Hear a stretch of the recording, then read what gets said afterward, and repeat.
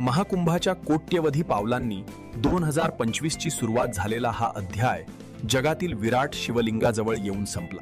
जानेवारी प्रयागराज महाकुंभाने 12 वर्षांच्या खगोलशास्त्रीय चक्राची पूर्णता केली आणि कोट्यवधी भाविकांच्या उपस्थितीत जगातील सर्वात मोठा मानवी उत्सव घडला. फेब्रुवारीत त्रिवेणी या भक्तिसंगीत अल्बमला ग्रॅमी पुरस्कार मिळाला आणि भारतीय आध्यात्मिक संगीत जागतिक व्यासपीठावर पोहोचले. मार्चमध्ये केदारनाथ रोपवे प्रकल्पाला मंजुरी मिळाली, ज्यामुळे सुमारे 9 तासांचा पायी प्रवास फक्त काही मिनिटात पूर्ण होणार आहे. मे महिन्यात चारधाम यात्रेसाठी 19 लाखांहून अधिक भाविकांनी विक्रमी नोंद केली. जूनमध्ये अयोध्येत राम मंदिर परिसरातील प्राणप्रतिष्ठा 1975 वैदिक मंत्रांच्या 12 तास चाललेल्या विधीत संपन्न झाली.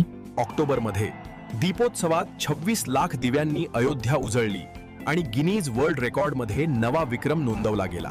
नोव्हेंबरमध्ये राम मंदिरावर भगवा ध्वज फडकला आणि इस्रोच्या उपग्रहांमधून राम मंदिर परिसराची छायाचित्रे जगभर आली. डिसेंबरमध्ये 210 मेट्रिक टन वजनाचे 33 फूट उंच विराट शिवलिंग तामिळनाडूपासून बिहारकडे 2100 किलोमीटरचा ऐतिहासिक प्रवास करत निघाले.